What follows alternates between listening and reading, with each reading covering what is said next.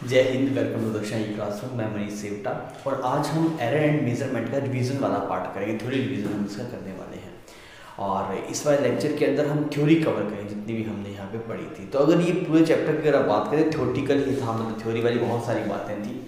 तो अगर आपको चैप्टर से ढंग से क्लियर नहीं है तब रिवीजन से आपको क्लियर नहीं कर पाएंगे ना। आपको अगर क्लियर करनी है चीज़ें तो आपको जो 5 लेक्चर बनाए गए थे वही आपको देखने पड़ेंगे। और अगर आपको वहाँ से पढ़ रखा है, वो क्लियर है, वो क्विक रिवाइज करना चाहते हैं तब आप इसको देख सकते हैं।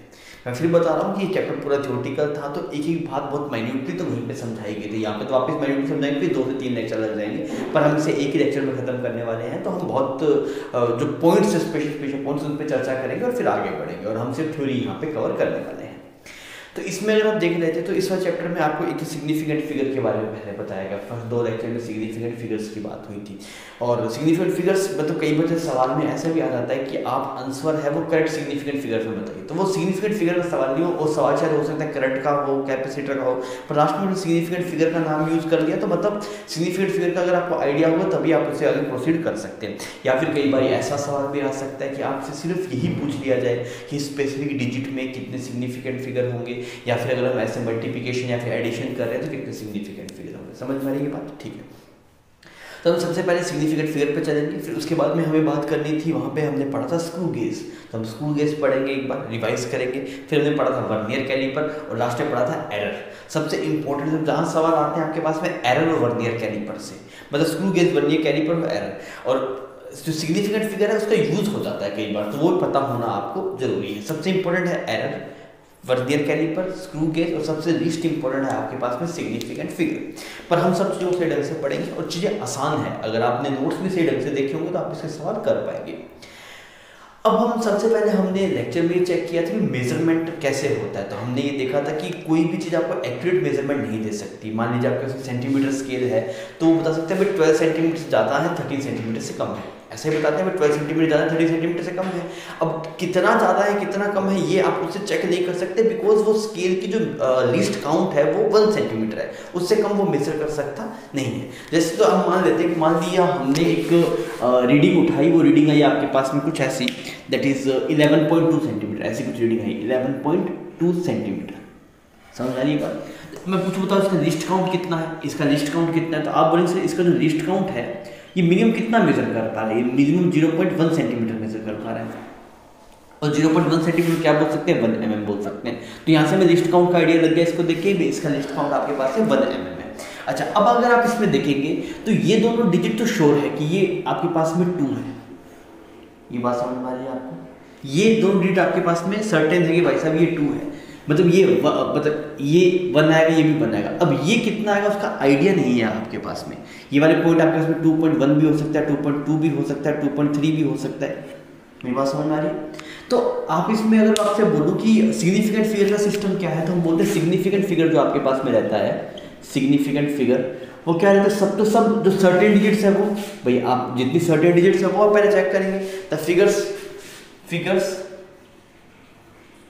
विच आर एब्सोल्यूट, एग्जैक्ट वर्ड हमने ये लिखा था कि जो आपके पास में एब्सोल्यूट फिगर्स है वो सारे के सारे, और द फर्स्ट अनसर्टेन डिजिट, इनको अगर आप कंसीडर करेंगे तो कंसीडर करके आप सिग्निफिकेंट फिगर को आप काउंट करते हैं। ठीक, जिसके लिए हमने सेकंड चर्चा इस बात पे की थी कि बाय चेंजिंग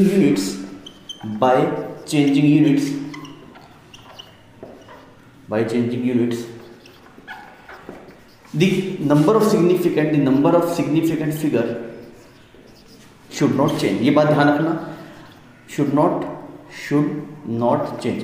अगर आप मान लीजिए कि मतलब आप यूनिट चेंज कर रहे हैं, पहले कुछ चीज़ आपने मेजर किया मीटर में, अब आपको सेंटीमीटर में कन्वर्ट कर रहे हैं, फिर mm में कन्वर्ट कर रहे हैं, माइक्रोमीटर में कन्वर्ट कर रहे हैं, तो जब आप यूनिट्स को चेंज कर रहे हैं तो उस ड्यूरेशन के अंदर आपके पास में नंबर ऑफ सिग्निफिकेंट्स बदलने नहीं चाहिए। नंबर ऑफ सिग्निफिकेंट फिगर जो किसी भी डिजिट में है वो चेंज होने नहीं चाहिए। तो हम ये तो बेसिक बात होगी बिल्कुल अपने क्लास में। अब हम इस बात पे चर्चा करेंगे कि अभी इसका जस्ट हम चर्चा करेंगे कि कैसे हम चेक करें किसी नंबर में कितने नंबर ऑफ सिग्निफिकेंट फिगर है या नहीं। अब आइए अपने उस पर चलते हैं।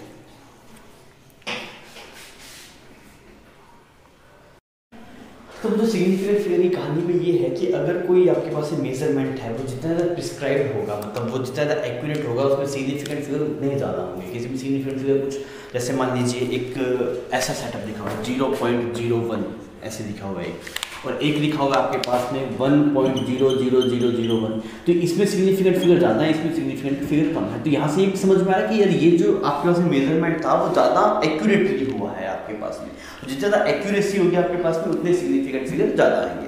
फिर इसके बाद में हम चर्चा करने वाले हैं कि कैलकुलेशन ऑफ सिग्निफिकेंट, कि भाई आप सिग्निफिकेंट फिगर के कैलकुलेट करने के तरीके क्या हैं। तो हम बात करेंगे मेथड ऑफ कैलकुलेशन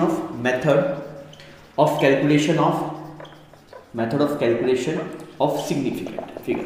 और ये इसमें मतलब थ्योरी है, तो अपने सेम वही थ्योरी उठा लेते हैं जो थ्योरी अपने ने लेक्चर में की थी। तो अभी इसके बाद में हम आपको वापस लेक्चर की तरफ लेके जाऊंगा, जहाँ पे हमने जब जिस टाइप की चीज़ पढ़ी थी बिल्कुल थ्योरेटिकल है ये, तो सेम वैसे ही बतानी है। देखो वहाँ से हम देख लेते हैं, वो आप पहले देखा भी हुआ है। तो अभी हम इसके बाद में दो चीज़ें देखेंगे। एक तो जैसे इसमें भी दो कैटेगरी में लिखवाई थी। एक कैटेगरी तो वो लिखवाई थी कि जिसके अंदर आपके पास में डेसिमल था, अगर आपका डेसिमल है तो उसको कैसे करते हैं। फिर दूसरा केस क्या हुआ जिसमें हमारा डेसिमल नहीं था, वो वाले केस में सिग्निफिकेंट फिगर कैसे कैलकुलेट करते हैं। तो पहले आप लेक्चर वाले हिसाब से वो देख लीजिए, इसके बाद में आपको दिखाया जाएगा। फिर उसके बाद मैं आपको डिफरेंट एक बार फटाफट इसका कंपेरिजन करके दिखा दूंगा, जिसमें डेसिमल है और डेसिमल नहीं है, उन दोनों केसेस में हम किस तरीके से सिग्निफिकेंट फिगर को काउंट करते हैं। ठीक है बच्चों, अब आइए वो आप वीडियोस देख लीजिए जो आपने लेक्चर में देखी थी। सबसे पहले हम बात कर रहे हैं 4 नंबर्स विद डेसिमल। ये बात ध्यान रखिएगा, हम उन्हीं नंबर्स की भी बात करें जिसमें डेसिमल होगा। डेसिमल नहीं होगा तो ये वाले नियम नहीं लेंगे जिसकी हम बात कर रहे हैं। सुनिए, सबसे पहले फर्स्ट रूल क्या बोलता है कि all non zero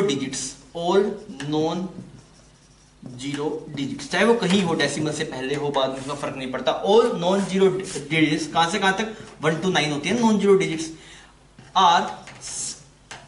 all non-zero digits 1 to 9 are counted as significant figures। जितनी भी नॉन जीरो डिजिट्स मिले उसमें कुछ घबराने की बात नहीं है, सबको आप काउंट कर लो, सबकी सब क्या है आपका सिग्निफिकेंट फिगर है। तो सबसे ज्यादा दिक्कत करता है सिग्निफिकेंट फिगर में बच्चों, वो दिक्कत करेगा जीरो, सबसे ज्यादा दिक्कत करेगा जीरो, और कोई नंबर दिक्कत नहीं करेगा। जीरो वाले में कुछ में लफड़ा रहता है, कुछ सिग्निफिकेंट होती है कुछ नहीं होती। तो आइए मैं आपको उसका तरीका बताता हूं जिससे आप इजीली उसको कर पाएंगे। जैसे अभी हमें यहाँ पे दिक्कत हुई ना, इससे पहले वाले में देखिए उसमें कुछ जीरोस आगे आ जा रही थी जब हम यूनिट में कन्वर्ट कर रहे थे। आपने देखा ना, हमने एमएम को सेंटीमीटर में कन्वर्ट किया, फिर उसको किलोमीटर में, मीटर में कन्वर्ट किया, तो जीरो का चक्कर पड़ रहा था, उसकी वजह से हम मतलब पिक नहीं कर पाए थे कितनी सिग्निफिकेंट फिगर है, कैसे निकालेंगे। तो उसका आपको सही तोड़ बताया जा रहा है, सुना से ढंग से मेरी बात को, आप फंसेंगे नहीं। पर ये है किसके लिए, जब आपके पास में नंबर के अंदर डेसिमल है। ये क्या बोलता है कि all zeros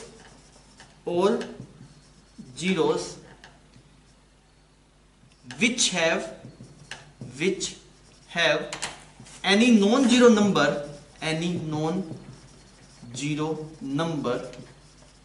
in its left या फिर फ्रंट, कुछ लोग उसे लेफ्ट बोलते हैं, कुछ लोग फ्रंट बोलते हैं उसको, in its left और front are counted as significant figures। मेरा मानना ये कि इसको, इस वाली लाइन को अगर आप अपनी भाषा में लिखें ज्यादा बढ़िया है। मैं समझाता हूं आपको। देखिए, जो भी जीरोस हैं, आप जैसे आप जीरोस में कभी फंसे तो आप जिसमें जीरो फंसे उस जीरो के पास जाइए, उस जीरोस के देखिए, उस जीरोस के लेफ्ट में जैसे मान लीजिए ये वाला नंबर है आपके पास 12.0001, ऐसा कोई है आपके पास, ठीक है, या फिर मान लीजिए ऐसा है। तो आपको ये देखना है कि भाई साहब ये वाली जीरो, ये तो समझ में आ गया सर, ये वाला सिग्निफिकेंट फिगर है, ये सिग्निफिकेंट फिगर है, because all non zero digits are counted significant figure. ये तो हो गया। अब भाई साहब दिक्कत इसमें कि ये जीरो आपके पास में सिग्निफिकेंट है कि नहीं। तो उसके लिए बच्चों हम क्या करते हैं, मास्टर क्या बता रहा है, मास्टर ये बता रहा है कि जो भी हम इस वाले जीरो को चेक करना है, मैंने बोला इस वाले जीरो के लेफ्ट में, इस जीरो के लेफ्ट में कौन सा आ गया, ये लेफ्ट आ गया। ऐसे ऐसे यहां से देखना जीरो के लेफ्ट में या फिर जीरो के फ्रंट में, इसलिए मैंने लिखा फ्रंट। अगर जीरो के फ्रंट में कोई नॉन जीरो नंबर है क्या, हाँ है, 2 भी है, 1 भी है। सही बात है ये कि इसके लेफ्ट में ये 2 भी है, 1 भी है, तो ये कैसा होगा, ये सिग्निफिकेंट फिगर होगा। सिमिलरली इस वाले जीरो से देखिए, इस वाले जीरो को देखिए लेफ्ट में कहीं भी, ऐसा नहीं सिर्फ जस्ट लेफ्ट वाले में, इसके लेफ्ट में कहीं भी अगर आपको कोई नॉन जीरो नंबर दिखाई दे तो सिग्निफिकेंट फिगर काउंट हो जाएगा। इस जीरो के लेफ्ट में है क्या, आप ये जीरो बन के देखिए, आपके लेफ्ट में ये नहीं है, ये है, हाँ ये वाला नॉन जीरो है, तो ये सिग्निफिकेंट फिगर काउंट होगा। इसके वाले जीरो से पूछा भाई साहब तेरे लेफ्ट में कोई है क्या नॉन जीरो नंबर, वो बोलेगा ये रहा। मैं ये नहीं बोल रहा इसके जस्ट पास में होना चाहिए, इसके लेफ्ट में कहीं भी इसके लेफ्ट में कहीं भी अगर आपके पास में नॉन जीरो नंबर होगा तो सिग्निफिकेंट फिगर काउंट होगा। तो इसमें टोटल कितने सिग्निफिकेंट फिगर आ गए बच्चों? 5 सिग्निफिकेंट फिगर आ गए। क्लियर? तो हमने क्या समझा, आप अपनी भाषा में ये लिखिएगा, अगर किसी भी जीरो के आगे या फिर लेफ्ट में, आगे बोलना चाहता हूं, लेफ्ट में आप कंफ्यूज हो जाएंगे, तो यहां से देखेंगे तो ये वाला लेफ्ट हो जाएगा, ये वाला राइट हो जाएगा, ऐसे देखेंगे तो ऐसे ऐसे देखना है, ऐसे देखना है, ठीक है। जैसे आप ये बोले किसी भी जीरो के आगे, किसी भी जीरो से पहले, अगर किसी भी जीरो से पहले अगर कोई नॉन जीरो नंबर लगा हुआ है, चाहे वो कहीं पे है, अगर किसी भी जीरो से पहले बताते 2 डिजिट्स पहले, 3 डिजिट्स पहले, स्टार्टिंग में कहीं पे भी अगर कोई नॉन जीरो नंबर है तो वो जीरो कैसा काउंट होगा? सिग्निफिकेंट फिगर काउंट होगा। क्लियर? ठीक है। सिमिलरली अगर आप बात करें थर्ड स्टेप में अगर हम चलें तो थर्ड में क्या बोलेंगे? All zeros which do not have any non-zero number in its front will not be counted as significant figure.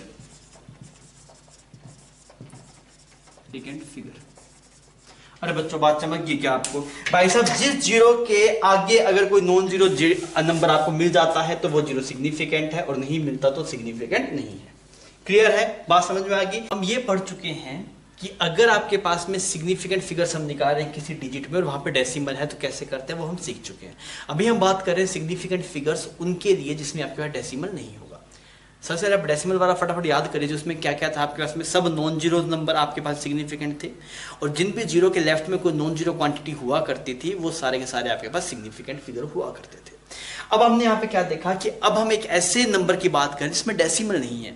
ऐसी क्वांटिटी में क्या है, इसमें क्या रूल्स है देखिए, all non zero digits 1 to 9 सब non zero digits are counted as significant, उसमें कोई दिक्कत नहीं है। All trailing zeros are not significant. Trailing zeros क्या होते हैं? जैसे मान लीजिए ट्रेलिंग में जो पीछे की जो जीरोस होते हैं, जैसे मान लीजिए ये क्वांटिटी आपके पास में 1200 ऐसे आपने लिख दिया, तो ये दोनों जीरो ये कैसे ट्रेलिंग जीरो है, ये कैसे बच्चों ट्रेलिंग जीरो। अगर ऐसा है 1, इसमें कितने ट्रेलिंग जीरो है? ये दोनों ट्रेलिंग जीरो है, दीज आर ट्रेलिंग जीरो। मतलब जहां पूंछ में जो जिनके जीरो है, पूंछ है ना, ये लास्ट वाला पूंछ होता है ना, पूंछ में जो जीरो है वो ट्रेलिंग जीरो है। ये भी क्या है बच्चों आपके पास? This is trailing zero. ये ट्रेलिंग जीरो है क्या? ये ट्रेलिंग जीरो नहीं है।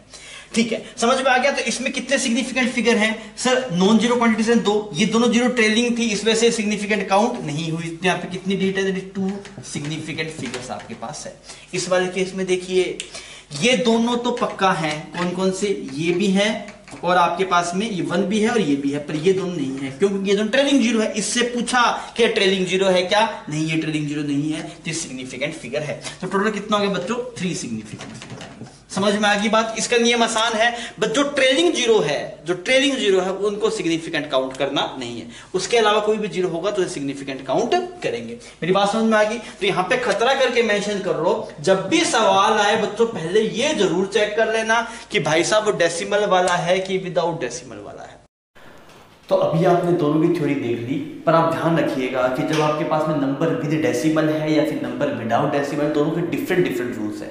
बाकी सब नंबर कोई दिक्कत नहीं है, बस ये जो जीरो है वो थोड़ा लोचा रखता है आपके पास, वो आपको फंसा सकता है। तो आप जीरो पे खास ध्यान है, जब भी जीरो आए कान खड़े कर लीजिएगा, अब गलती होने के चांसेस हैं अगर सिग्निफिकेंट फिगर की कहानी है। और जब भी सवाल आएगा जीरो पक्का देगा, बिकॉज वही तो फंसाने वाली जगह, और तो फंसाने वाली जगह है ही नहीं, और तो बहुत स्मूथली हो जाता है। तो हमने दोनों को कैटेगराइज कर दिया ना यहाँ पे। पहली बात तो जितने भी ये है नंबर विद डेसिमल, जिसका जो डेसिमल होगा वो है नंबर विदाउट डेसिमल, दोनों की अलग अलग कहानी। सबसे पहले तो आपको यही चेक करना है कि जो आपसे पूछा गया है उस नंबर में डेसिमल है या नहीं है। ठीक है, फिर उसमें आप क्या बोलेंगे? जितने भी नंबर हैं आपके पास, अगर जैसे कोई भी नंबर है वो उसमें मतलब नंबर जिसमें डेसिमल है और उसमें 1 से 9 का कोई भी नंबर लिखा हो वो सब सिग्निफिकेंट है। 1 से 9 के सब नंबर क्या है आपके पास? सिग्निफिकेंट है। इसमें दिक्कत होती भी नहीं है, ये कोई दिक्कत नहीं। मैंने पहले बताया कि 1 से 9 फंसता नहीं है। कौन फंसता है? जीरो फंसता है आपके पास। यही सेम कहानी अगर आप बात करेंगे विदाउट डेसिमल वाले में, तो उसमें 1 से 9 सिग्निफिकेंट फिगर है। मतलब 1 से 9 कहीं भी हो, चाहे डेसिमल में हो विदाउट डेसिमल हो, सबके सब आपके पास सिग्निफिकेंट रहते हैं। अब चलते हैं जीरो वाले चक्कर के अंदर। अगर आपके पास में डेसिमल है, अगर आपके पास में डेसिमल वाला केस है, तो वो सभी जीरो जिनके फ्रंट में, मतलब जिनके आगे आपके पास में कोई नॉन जीरो नंबर होगा, तो वो सबके सब क्या कहलाएंगे, सिग्निफिकेंट कहलाएंगे। बात समझ में आ रही है कि वो सबके सब जीरो जिनके फ्रंट में कोई नॉन जीरो नंबर है, तो वो सबके सब जीरो कैसे रहेंगे, सिग्निफिकेंट रहेंगे। सिमिलरली वो सब जीरो जिनके फ्रंट में कोई नॉन जीरो नंबर नहीं होगा, तो वो नॉन सिग्निफिकेंट होंगे। समझ में आ गई। वो सब जीरो जिनके फ्रंट में कोई नॉन जीरो नंबर होगा आपके पास में, वो सब जीरो जिनके फ्रंट में कोई नॉन जीरो नंबर होगा, तो वो सबके सब क्या रहेंगे आपके पास में, सिग्निफिकेंट रहेंगे। कौन, वो जीरोस की बात कर रहा हूं मैं। और वो जीरो जिनके फ्रंट में कोई भी नॉन जीरो नंबर नहीं है, तो सबके सब जीरो आपके पास में नॉन सिग्निफिकेंट रहेंगे। इसमें अगर आप बात करते हैं विदाउट डेसिमल वाले केस में, जो भी ट्रेलिंग जीरो वो सबके सब कैसे रहते हैं, नॉन सिग्निफिकेंट आपके पास रहते हैं। तो आपको कुछ एग्जांपल देता हूं। आपके पास ऐसा कुछ नंबर है 2.3004, ऐसा कोई नंबर है आपके पास में, ठीक है। फिर आपको बोला गया एक नंबर है 200.00, एक ये वाला नंबर है आपके पास, ठीक है। एक ऐसे बोल दिया कि 0.003, एक ये वाला नंबर हो गया। एक बोल दिया 4000, ऐसा कुछ नंबर आ गया आपके पास में। सिमिलरली एक कुछ ऐसा नंबर बोल देता हूँ कि मैं 4.00, ऐसा कुछ केस आ गया। और एक और बोल देते हैं यहाँ पे हम 5600, ऐसा कुछ नंबर आ गया। तो अब बताइए कि किसमें कितने कितने सिग्निफिकेंट फिगर है। ये आपका सवाल है, क्विक मुझे करके बताइए कि किसमें कितने कितने सिग्निफिकेंट फिगर है।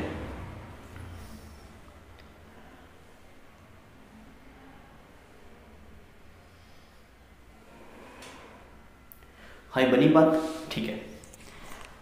आप स्क्रीन पॉज कर लीजिए अगर आपने नहीं किए हैं, मैं इसको कभी सोल्व करने जा रहा हूँ। तो मैंने बहुत सबसे पहले देखा, अच्छा इसमें डेसिमल है, डेसिमल तो इसके पास जाना पड़ेगा। सबके सब ये जो नॉन जीरो नंबर है, जो आपके पास में 1 से 9 के बीच कोई नंबर, सबके सब सिग्निफिकेंट है। तो ये सिग्निफिकेंट है, ये सिग्निफिकेंट है, ये सिग्निफिकेंट है, ठीक है। अब जीरोस का चक्कर देखा, तो मैंने बोला इस जीरो के आगे ये वाले पॉइंट्स है, इस जीरो का कोई नॉन जीरो नंबर है, हाँ 2 नॉन जीरो नंबर है, 3 भी है 2 भी है, तो ये कैसा होगा, सिग्निफिकेंट होगा। इस जीरो के आगे मतलब इस तरफ, समझ में आ रहा है, फ्रंट में। तो इसके जीरो के फ्रंट में पूछा भाई साहब कुछ है नॉन जीरो नंबर, हाँ उसने बोला है, तो ये भी सिग्निफिकेंट है। टोटल कितने सिग्निफिकेंट हो गए, 3, और टोटल 5 सिग्निफिकेंट फिगर आपके पास आ जाएंगे यहाँ पे। समझ में आ रही है बात, कोई दिक्कत नहीं, ठीक है। मैंने देखा ये कैसा केस है, इसमें भी डेसिमल है, देखिए यहाँ पे डेसिमल लगा हुआ है। अच्छा, और अगर ये डेसिमल वाला केस है तो हमने देखा कि सब नॉन जीरो नंबर तो सिग्निफिकेंट है, तो ये सिग्निफिकेंट हो गया।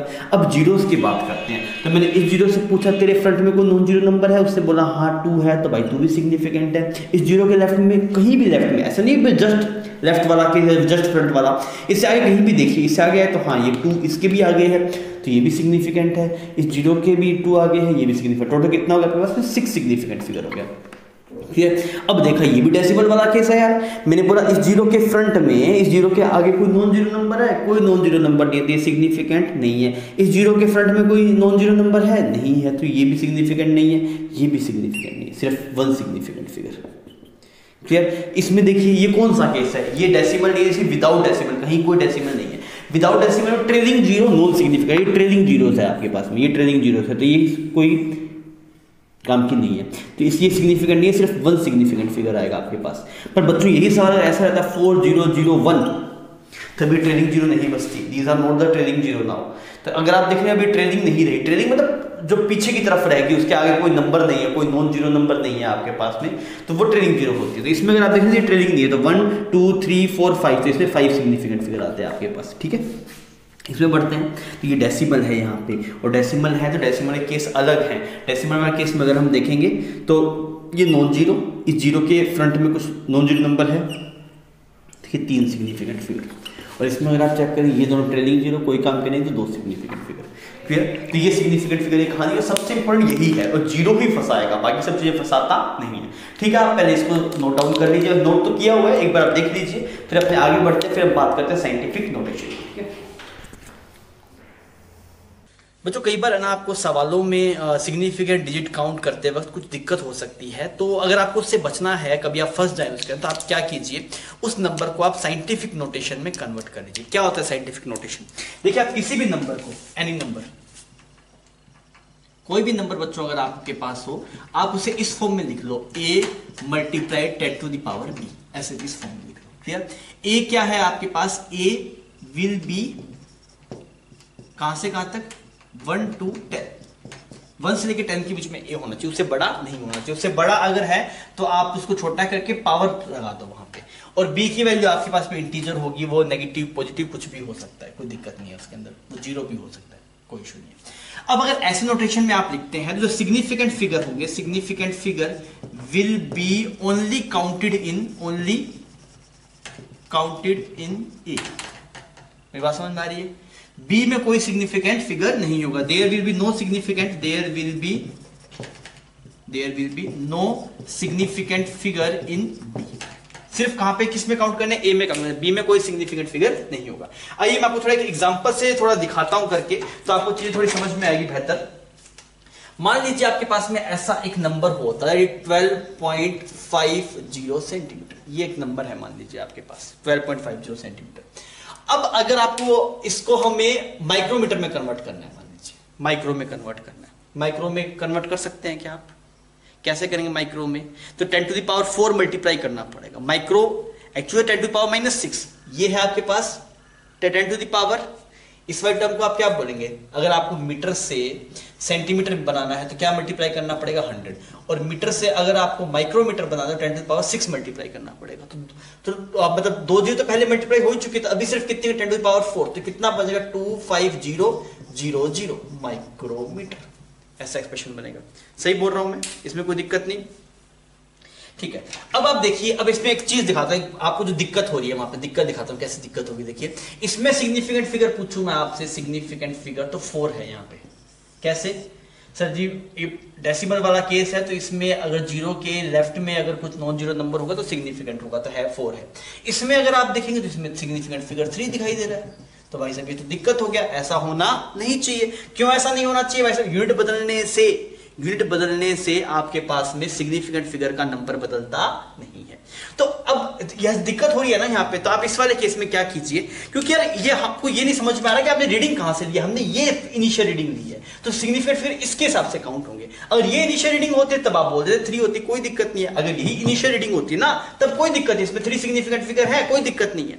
पर अगर आप इसको इसमें कन्वर्ट कर रहे हैं तब करते वक्त दिक्कत आ रहा है, बिकॉज आपके पास ये वाला स्केल था और यहाँ का स्केल डिफरेंट आपको दिखाई दे रहा है। तो इस वाले केस में क्या करना है, हम फंस गए, तो हम चलते हैं साइंटिफिक नोटेशन के पास में। तो साइंटिफिक नोटेशन में अगर आप देखेंगे तो 12.50 सेंटीमीटर को हम साइंटिफिक नोटेशन में लिखते हैं। तो मैंने क्या लिखा, ये 12.5 है, हमें ए को लिखना है 1 से 10 के बीच में, तो इसे क्या बनाना है? 1.250, और यहां पे कितना है? 10⁻⁻1। अरे सही है, सही बनाया। इसको सेंटीमीटर में लिखा तो ऐसे लिखा जा सकता है, कोई दिक्कत थोड़ी है। क्लियर है ये वाली बात? ठीक है। इसके सॉरी यहाँ पे 1 आएगा ना, -1 नहीं आएगा, यहाँ पे 1 आएगा, ऐसे लिख दिया, ठीक है। बच्चों अगर इसी को हमें मीटर में कन्वर्ट करना हो, या फिर इसको mm में कन्वर्ट करते हैं, mm में कन्वर्ट करके देखें क्या, सेंटीमीटर, इसको mm में कन्वर्ट करो तो कितना बनेगा? ये mm में कन्वर्ट करने से 10 से मल्टीप्लाई करना पड़ेगा, तो ये बन गया, ठीक है।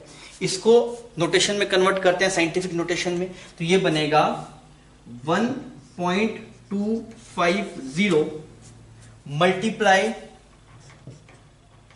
10⁻²mm। क्लियर है ये बात? ठीक है। मीटर में कन्वर्ट करते हैं, मीटर में कन्वर्ट करेंगे क्या करना पड़ेगा? mm को 1000 से डिवाइड कर देंगे तो क्या बने? 0.1250। अच्छा, इसे अगर हम लिखेंगे तो क्या लिख सकते हैं? हमें इसको लिखना, ये मीटर है ना आपके पास, तो हमें अगर इसको साइंटिफिक नोटेशन में लिखना है तो a है वो 1 से 10 के बीच में होना चाहिए। तो उसके लिए क्या किया हमने? इसको लिख दिया 1.250 मल्टीप्लाई 10⁻, कितना आएगा आपके पास? -1। क्लियर? ठीक है। इसे ही बच्चों मान लीजिए हम माइक्रोमीटर में लिखें, इसको अगर हम माइक्रोमीटर में लिखें तो ये एक्सप्रेशन कितना बन जाएगा आपके पास? It is 12530 micrometer. अरे सही है, हमने 4 जीरो से मल्टीप्लाई कर दी सेंटीमीटर के अंदर, तो ये टर्म बन गया। अच्छा, इसको साइंटिफिक नोटेशन में लिखूंगा तो क्या लिखना पड़ेगा? यहाँ पे जो a होना चाहिए वो 1 और 10 के बीच में होना चाहिए, तो कितना बनेगा? 1.250 मल्टीप्लाई 10⁻, कितने 10⁻ आएगी आपके पास में? दैट विल बी 10⁻5, ऐसी टर्म बन जाएगी आपके पास। अब आप देखिए, अब सब में सिग्निफिकेंट डिजिट सेम ही है। आप इस वाले क्वांटिटी में देखिए, ये भी आपके पास कितनी है? 4, यहां पे भी 4, यहां पे भी 4 और यहां पे भी 4। क्लियर है? तो इसमें आपने देखिए, कुछ लोग बोलेंगे सर इसको आपने 1.250 क्यों लिखा, आप इसको 1.25 लिखते। बिकॉज यार अगर आप इसे 1.25 लिखते, सिर्फ इतना लिखते, तब भी बात सही, उसमें कोई दिक्कत नहीं है। पर उसमें ये हो गया कि आप स्केल सही नहीं बता पा रहे। यहां पे आप स्केल सही बता पा रहे, भाई आपने जो बेसिक था वो यहां से उठाया था ना, इसमें 4 स्केल तक रीडिंग थी, तो यहां पे भी कितनी लिखनी पड़ेगी, 4 स्केल तक लिखनी पड़ेगी। तो आपको पता कैसे लगेगा भाई साहब जो बेसिक स्केल था वो कितनी रीडिंग मेजर कर रहा है? तो आपको समझ में आ रहा है कि जब भी आपको कोई दिक्कत हो तो आप साइंटिफिक नोटेशन में कन्वर्ट कर लीजिए। उसमें कन्वर्ट करते ध्यान रखिएगा साइंटिफिक फिगर सिर्फ ए के काउंट होंगे, बी के काउंट होंगे नहीं। और आप जब हमेशा जीरो जो आप लिखे तो वो आप जितने आपके पास बेसिक वाले में थे उतने ही पॉइंट्स तक आपको लिखना है। तो साइंटिफिक फिगर्स को पढ़ने के लिए जो साइंटिफिक नोटेशन था उसको पढ़ने के लिए हम अपने जो ओरिजिनल लेक्चर में गए, बिकॉज वो भी थ्योरेटिकल बात थी, वैसे पढ़ा हुआ है तो आप वापस क्विक वहाँ से रिवाइज कर सकते थे। अभी हम बात करें रूल्स ऑफ राउंडिंग ऑफ के, और ये बहुत ही आसान है। जैसे मान लीजिए आपके पास में कुछ ऐसा नंबर है था 2.348, आपको बोला गया कि इसको up to 2 decimal round off कीजिए, अप टू 2 डेसिमल पॉइंट तक आप इसे राउंड ऑफ कीजिए। तब तो 2 डेसिमल पॉइंट मतलब हमें यहीं तक रखना है। अभी 3 डेसिमल के 3 पॉइंट हमें 2 तक करना है, तो 2 तो सेम का सेम रहेगा, 3 सेम का सेम रहेगा। अब हम क्या बोलते हैं इस वाले केस में, अगर इसे जस्ट आगे वाले डिजिट का नंबर 5 से बड़ा है, ये क्यू नंबर मान लीजिए, अगर ये क्यू 5 से बड़ा है आपके पास, तो इसे जस्ट पहले वाली डिजिट को आप क्या कर देंगे, p से क्या कर देंगे, p+1 बना देंगे। ऐसे ही करते थे हम कि आपको ऐसे इसको हटाना है, आप चाहते हैं बस इससे पहले तक आपको इसको राइट डाउन या फिर लिखना है, तो आप क्या बोलेंगे, अगर ये वाली डिजिट को आप क्यूब बोलते हैं, अगर ये क्यूब 5 से बड़ा है आपके पास में, तो इसे जस्ट आगे वाली डिजिट एक नंबर से बढ़ जाती है, तो क्या बन जाएगा 2.35 बन जाएगा। सही। अगर आपको इसको राउंड ऑफ करना हो 2.342 है, ठीक है, इसको कहाँ तक करना है, अप टू 2 डेसिमल। तो ये तो पहले जानते हैं, ऐसा नहीं है ये आप अभी मैं पढ़ रहा हूँ तो आप पढ़ रहे हैं, ये बच्चे छोटी क्लास में जानते हैं, 8-9 में बच्चे सब चीज़ों को पढ़ देते हैं। तो अगर आप देखेंगे हमें 2 डेसिमल तक करना है, मतलब यहाँ तक खत्म करना है, ये वाला नंबर हमें नहीं चाहिए, तब आप क्या बोलेंगे, अब की बार जो क्यू है वो क्या है, <5 है, और जब ये क्यू <5 होता है तो पी को क्या रख देते हैं, सेम का सेम रखते हैं, पी को चेंज करते नहीं है। आपको ये पता है ना कि अगर ये वाला 5 से बड़ा होता है तब आप इसको +1 कर देते हैं, और अगर ये 5 छोटा तो इसको आप सेम का सेम प्राइस देते हैं, ये बदल 2.34। समझ में आ गई बात? तो यहाँ तक तो कोई दिक्कत नहीं होती। पर अगर कभी सिनेरियो ऐसा बैठ जाए कि ये बजट 2.345, अब क्या करें, हमें इसको कहाँ तक करना है, up to 2 decimal, up to 2 decimal तक करना है।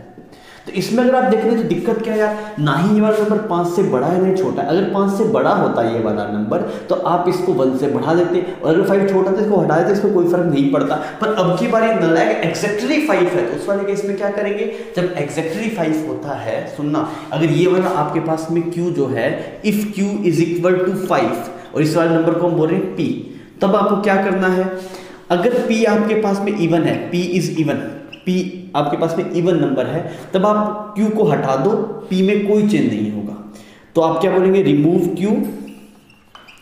q and p will remain same, p will remain same. सही। पर अगर ऐसा हुआ कि यही p ओड है, ये कौन सा केस चल रहा है, जब q 5 है, अगर q > 5 है, <5 है, वो केस हम कर चुके हैं। अगर आपके पास p एग्जैक्टली, ये जो q है ये एग्जैक्टली 5 होता है, तब p अगर आपके पास में इवन होगा तो इवन वाले केस में क्या करेंगे, q को बोलेंगे भाई तू चला जा, तेरी जरूरत नहीं है, मैं अपने आप संभालूं। इवन मतलब नाम समझ में आता है, वो अच्छा है, इवन मतलब नाम समझ आता है, अच्छा है, वो बोलेगा ठीक है तू चला जा, कोई दिक्कत नहीं, मैं अपने आप संभालूंगा, तो वो अपने आप को चेंज नहीं करेगा। पर अगर यही p ओड हुआ, ओड मतलब वर्ड समझ आता है, ओड मतलब कुछ गंदा, मतलब बेकार घटिया आदमी है, वो क्या बोले तू जा पर मुझे कुछ देखे जा। अगर यही p आपके पास में ओड होता तो हम क्या बोलेंगे, remove q and increase p by 1, मतलब p को आप इंक्रीज कर दीजिए 1 से। तो अब इस वाले केस में देखिए कैसा है, इवन है, ये इवन बोला तो भाई तू चला जा, कोई दिक्कत नहीं, तो ये आप बना देंगे 2.34। पर अगर यही नंबर ऐसा होता 2.9 या फिर 2.35, ऐसे होता 2.35, अब आप बोलेंगे इसको राउंड ऑफ करो अप टू 2 डेसिमल। अगर आप 2 डेसिमल तक राउंड ऑफ करेंगे, अब की बार जब ये 5 जाएगा, ये जो 5 आपके पास में जाएगा, तो ये बोलेगा भाई मैं जा रहा हूँ, तो ये बोलेगा मैं ओड हूँ, खाली हाथ नहीं दूंगा, मुझे कुछ देके जा, तो अब आपको क्या करना पड़ेगा, इस वाले को 1 से बढ़ाना पड़ेगा। समझ में आ रहा है? इसको मैं 4 लिख देता हूँ ताकि इसमें कंफ्यूजन ना हो। ठीक है। तो ये इसको ये वाले टर्म क्यू है, ये पी है, तो क्यू तो एग्जैक्टली 5 है, तो ये वाला केस बनेगा। अब इसमें भी ये पी जो है वो ओड है, तो आप क्या करिए, क्यू को हटाइए और पी को 1 से इंक्रीज कर दीजिए। मैं लिख देता हूँ इंक्रीज पी बाय नंबर 1। तो अगर आप क्यू को हटाएंगे, पी को इंक्रीज कर दिए, बचेगा 2.44।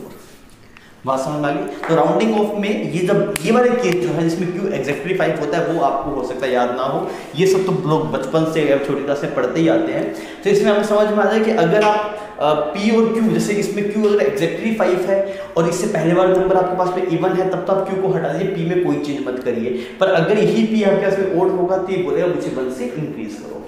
ठीक है बच्चों, तो ये जो था आपके पास में रूल्स ऑफ राउंडिंग ऑफ। अभी हम चलते हैं अर्थमेटिक ऑपरेशन में सिग्निफिकेंट फिगर किस तरीके से यूज होते हैं।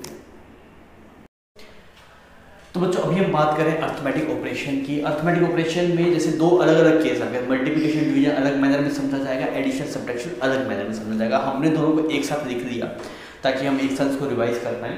देखिए दोनों में एक बात कॉमन है कि जब चाहे मल्टीप्लाई करना है, चाहे डिवाइड करना है, चाहे एडिशन करना है, चाहे सब्ट्रैक्शन करना है, सबको सबसे पहले नॉर्मल वे में करनी चाहिए, नॉर्मल वे में। ठीक है, तो अगर नॉर्मल वे में कर दिया, सबसे पहला स्टेप दोनों में सेम है। देखिए मल्टीप्लाई डिवाइड इन दोनों मैनर, उसमें भी ये add and subtract in normal manner. समझ में आ गई ये बात। तो ये तो सेम वे में है पहली वाली चीज़, तो इसमें तो कोई दिक्कत है ही नहीं। अब यहाँ पे दोनों में बदलाव आ जाता है। अगर आप इस वाले केस में हैं, अगर आप मल्टीप्लाई और डिवीजन वाले केस में हैं, तो आपको राउंड ऑफ कहाँ तक करना है? राउंड ऑफ करना है लिस्ट सिग्निफिकेंट फिगर। जैसे आपने दो नंबर को आप 2 या 3 या 4 जितने भी नंबर को मल्टीप्लाई कर रहे हैं, अब आप क्या कीजिए, सबसे नॉर्मल मल्टीप्लिकेशन कर लीजिए। फिर क्या कीजिए, उन सभी नंबर्स में से वो नंबर सेट कीजिए जिसमें सबसे कम सिग्निफिकेंट फिगर है और आपका आंसर भी उसी में होना चाहिए। समझ में आ रही है? जैसे मान लीजिए, मैं सिंपल बात समझाता हूँ। एक मेरे पास नंबर था 4.0 मल्टीप्लाई, एक था 2.21, एक ऐसा कुछ नंबर था आपके पास में। ठीक है, अब आपने इन दोनों को मल्टीप्लाई किया, तो पहले आप दोनों मल्टीप्लाई कर दीजिए। तो यहाँ पे कितना का 488 ऐसा आ गया। अच्छा, यहाँ पे 3 के बाद डेसिमल है, तो यहाँ पे डेसिमल लगा दिया आपने। ठीक है, यहाँ पे 0 लिख दो। अब आप ये देखिए, सही, इसमें कोई दिक्कत नहीं है ना, सही किया ये। ठीक है, अब आप ये देखिए, ठीक है मल्टीप्लाई कर दिया, ये आंसर आ गया। अब आपको क्या बोलेगा, round off the answer to the number which have least significant figure. अब जो भी क्वांटिटीज हमने मल्टीप्लाई या फिर डिवाइड किया, उसमें लीस्ट सिग्निफिकेंट फिगर कितने हैं? इसमें कितने? इसमें 2 सिग्निफिकेंट फिगर है आपके पास। इसमें कितने सिग्निफिकेंट फिगर है? 3 सिग्निफिकेंट फिगर है। मेरी बात समझ में आ रही? सबसे कम किसमें है? इसमें है। तो फाइनल आंसर भी 2 सिग्निफिकेंट फिगर में ही होना चाहिए। तो अभी इसमें 3 सिग्निफिकेंट फिगर है, तो आप इस 4 को हटाएंगे तो आपको पहले राउंड ऑफ करना पड़ेगा। तो अगर हम राउंड ऑफ करेंगे 4 है, तो 4 को हटाएंगे तो कोई दिक्कत नहीं है। तो आप बोलेंगे इसको डायरेक्टली हटा दो, तो ये बन जाएगा 0.88। अगर यहाँ पे कुछ 9 होता, मान लीजिए कुछ 5 से बड़ी नंबर होता, तो इसको 1 से बढ़ाना पड़ता। क्लियर? सिमिलरली मान लीजिए अगर आपके पास में ऐसा कुछ डिवीजन का केस है हमारे पास, लेट अज्यूम ये कुछ है 80.4 और आप इसको डिवाइड कर रहे हैं किसी नंबर 2.0 से। ठीक है, तब आप इसको डिवाइड करने जाएंगे तो कितना बनेगा? इसको कुछ 80.16 बोल देते हैं ना। इसको अगर आप डिवाइड करने जाएंगे तो कितना बनेगा? पहले नॉर्मल डिवाइड करें, पहले कुछ मत कीजिए। तो आप नॉर्मल डिवाइड करेंगे तो ये बन जाएगा 4, 0 और 8। सही है क्या? 4, 0 और 0, 8 ऐसा बन जाएगा। समझ में आ रही है बात? कोई दिक्कत नहीं है। ठीक है, ऐसा एक्सप्रेशन बन जाएगा। अब मैंने बोला कि इस वाले में कितने सिग्निफिकेंट फिगर है? इसके 4 सिग्निफिकेंट फिगर है। ऊपर वाले में, नीचे वाले में कितने सिग्निफिकेंट फिगर है? 2 सिग्निफिकेंट फिगर है। तो आंसर किस में होना चाहिए? जिसमें लीस्ट सिग्निफिकेंट फिगर है। तो इसमें 2 है, तो आपको इसको 2 सिग्निफिकेंट फिगर तक नोट डाउन करना पड़ेगा। तो मैंने बोला कि मुझे 2 सिग्निफिकेंट फिगर तक चाहिए। अब मैं कैसे करूँ इसको 2 सिग्निफिकेंट फिगर तक? अभी तक तो दिक्कत हो रहा है। तो हम इसे कैसे लिखें? अगर हम इसको मिटा दें, इसको ऐसे लिख दें, तब भी इसमें 2 सिग्निफिकेंट फिगर नहीं है, तब तो 1 सिग्निफिकेंट हो गया, बिल्कुल ट्रेलिंग 0 बन गया। तो जवाब था ये। अब इसे साइंटिफिक नोटेशन में लिखना पड़ेगा। जब भी आप फंस जाते हो, साइंटिफिक नोटेशन हेल्प करता है। तब साइंटिफिक नोटेशन में कैसे लिखेंगे इसको? आप बोलेंगे, इसको लिखिए 4.0 कि 2 सिग्निफिकेंट चाहिए, इतना आ गया आपके पास। और मल्टीप्लाई क्या कर दीजिए? 10 टू द पावर, सिर्फ 10 मल्टीप्लाई कर दीजिए 10 to the power 1। Scientific notation बन गया। बिकॉज आपका जो जवाब होता वो बोलता 40, तो 40 में सिग्निफिकेंट फिगर मतलब 2 नहीं है, तो आपने पहले साइंटिफिक नोटेशन में लिखा। तो क्या बन गया ये? 4.0। ये तो आप ऐसे लिखिए, मैं बेसिक दिखाता हूँ करके। तो आप लिखिए 4.008 मल्टीप्लाई 10 टू द पावर 1, ऐसे आपने लिखा। पर अब इसमें कितने सिग्निफिकेंट फिगर चाहिए? 2 चाहिए। तो 2 के लिए क्या करना पड़ेगा? इन दोनों को मिटाना पड़ेगा। तो ये आपके पास सही जवाब हो जाएगा। तो जब भी आप फंस जाएंगे तो साइंटिफिक नोटेशन आपकी हेल्प करेगा, वो आपको वहाँ से बाहर निकाल के आपको ले आएगा। ठीक है, ये तो बात थी आपके मल्टीप्लिकेशन और डिवीजन में। अब देखिए एडिशन और सब्ट्रैक्शन में पहला स्टेप सेम है, आप नॉर्मल एडिशन कीजिए, सब्ट्रैक्शन कीजिए। बस एक चीज बदलेगी कि अब की बार सिग्निफिकेंट फिगर से मतलब नहीं है, अब की बार क्या है, then round off the answer up to the least decimal of any number. Least decimal मतलब जैसे मान लीजिए आपके पास में एक नंबर है 40.2 और एक नंबर है आपके पास है 1.345, ऐसा कुछ नंबर है। आपको बोला गया इन दोनों को ऐड करिए, तो पहले आप नॉर्मल वे में ऐड कर दीजिए। नॉर्मल वे में ऐड करो तो कितना बन जाएगा, ये 41 दिस इज बिकम 545। अब इस सवाल में सिग्निफिकेंट फिगर्स का मतलब ही नहीं, उसने क्या बोला, जिसमें सबसे कम डेसिमल है वो ढूंढिए। इसमें कितना, एक डेसिमल पॉइंट है, इसमें कितने डेसिमल पॉइंट है, 3 डेसिमल पॉइंट है। सिग्निफिकेंट फिगर नहीं चल रहा बच्चों, डेसिमल पॉइंट चल रहा है। तो सबसे कम डेसिमल पॉइंट किसमें, एक है, इसमें एक है ना, तो फाइनल आंसर भी एक ही डेसिमल में होना चाहिए। तो आंसर क्या होना चाहिए, up to 1 decimal, up to 1 decimal. ध्यान रखना इस बात को, इसमें कंफ्यूज मत होना। इसमें देखते हैं लिस्ट सिग्निफिकेंट फिगर जिसमें है वहां तक करना होता है। इसमें क्या है, जिसमें लिस्ट डेसिमल मतलब सबसे कम डेसिमल तक आप हैं तो वहां तक जाना है। तो इसमें 1 डेसिमल तक जाना है, तो इसको हटाएंगे तो राउंड ऑफ करना पड़ेगा। तो ये 4 है तो इजीली हट जाएगा, कुछ नहीं चेंज होगा। तो आपका जवाब आएगा 41.5। लिस्ट काउंट की बात नहीं हुई बच्चों, आप देख रहे हैं तो लिस्ट काउंट की बात नहीं, सिर्फ इस चीज की बात, डेसिमल तक कितने तक है आप समझ में आ गई। सिमिलरली मान लीजिए ऐसा कुछ एक्सप्रेशन रहता 3.446 और यहाँ पे आपके पास में 2.34 आपको ऐड करने के लिए बोला। आपसे बताइए फाइनल आंसर बताइए अब टू करेक्ट सिग्निफिकेंट फिगर, ऐसा कुछ बोल दिया तो अब कैसे प्रोसीड करेंगे इसको। तब इसमें से नॉर्मल एडिशन कर लो, करके बताइए क्या आ रहा है,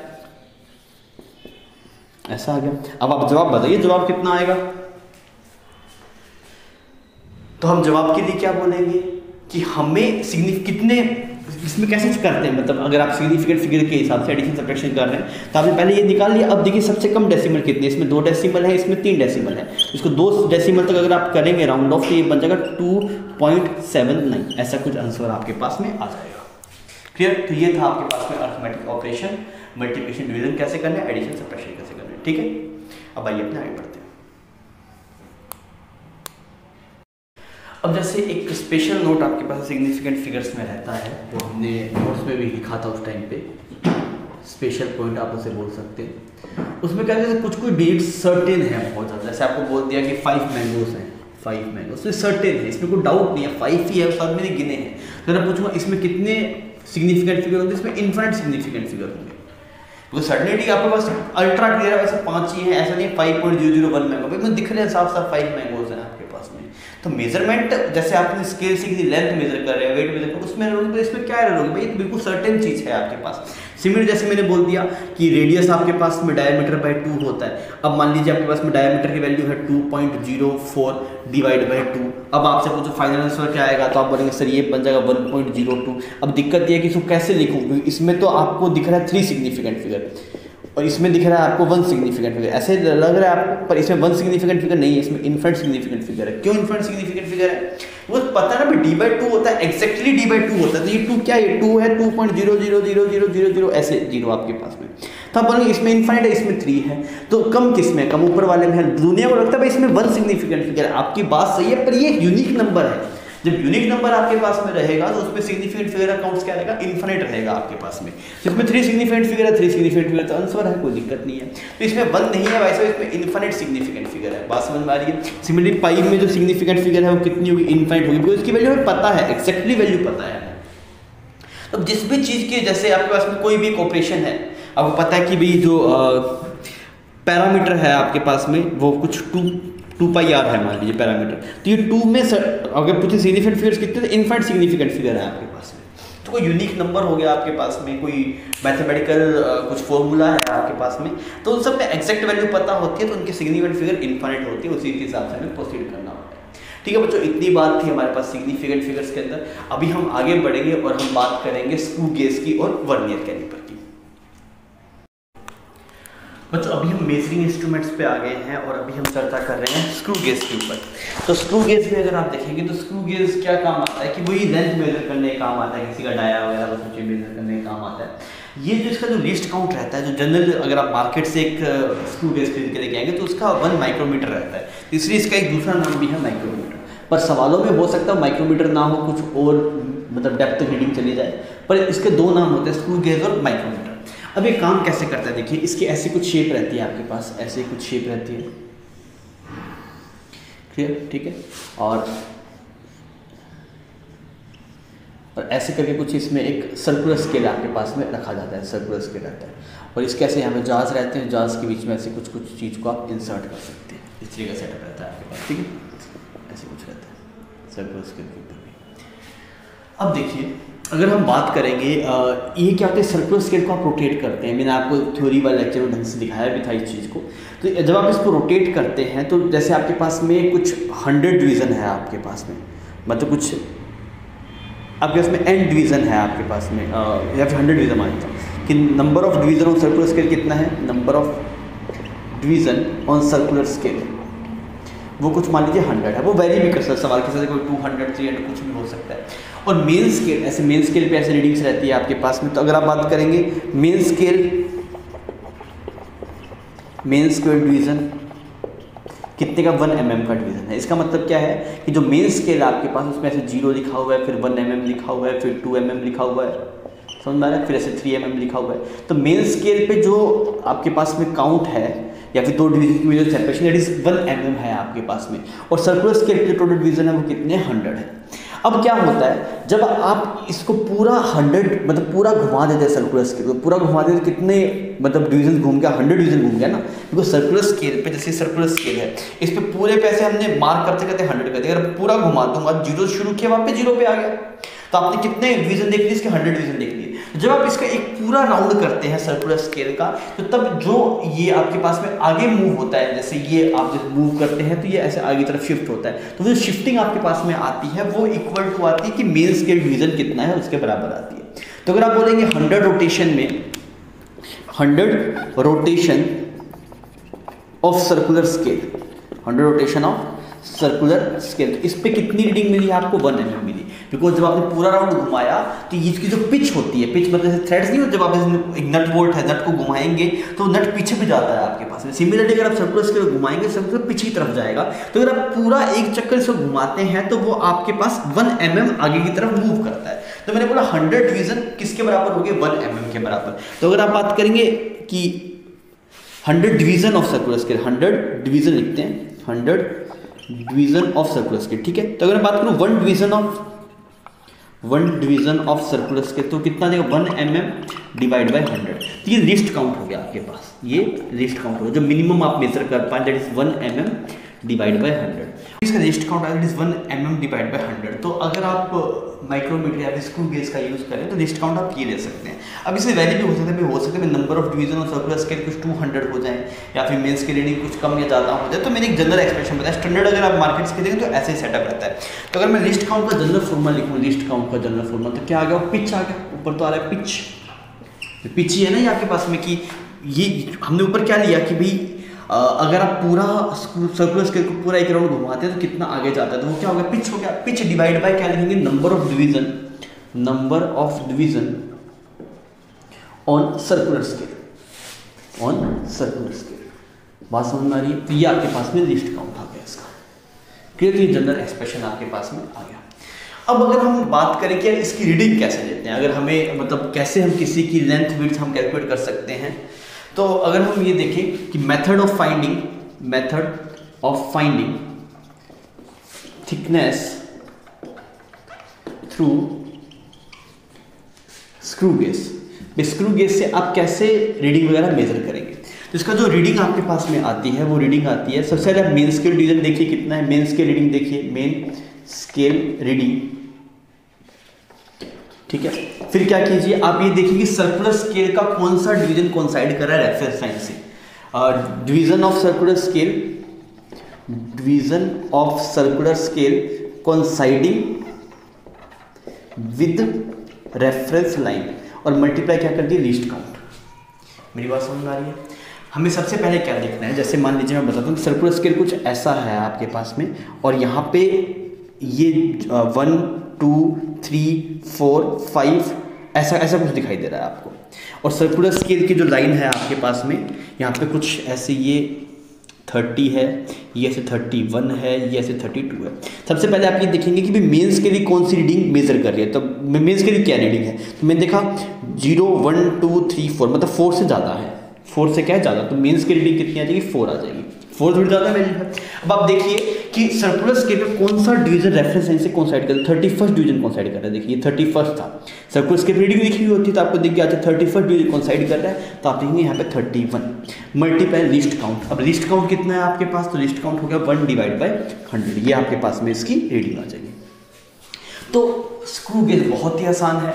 अगर आपको स्क्रू गेज में दिक्कत या फिर डाउट है तो मैं आपको एडवाइस करूंगा जाके आप उसका लेक्चर नंबर 3 देखिए, और वहाँ पे स्क्रू गेज को सही ढंग से पढ़ाया गया है पूरा। अपने यहाँ पे क्योंकि रिवाइज कर रहे हैं, पर स्क्रू गेज का सवाल आ जाए तो बहुत आसानी से आप उसे कर पाएंगे। ठीक है, तो रीडिंग का तरीका समझ में आ गया। सबसे पहले आप मेंस की रीडिंग देखेंगे, मेंस की रीडिंग कितनी है, फिर आप ये देखेंगे कि सर्कुलर स्केल की कौन सी लाइन रेफरेंस लाइन से कोइंसाइड कर रही है, तो वो लाइन आ जाएगी, मल्टीप्लाई आप क्या कर देंगे, लिस्ट काउंट कर देंगे। सिमिलरली अगर आपको लिस्ट काउंट का एक्सप्रेशन निकालना है, pitch divide by number of division on circular scale, वो आपको फील भी आ गया, मैंने वहाँ पे फील भी कराया आपको कि अगर आप पूरे उसके सर्कुलर स्केल पूरा घुमा देते तो एक पिच के बराबर आगे चलता है।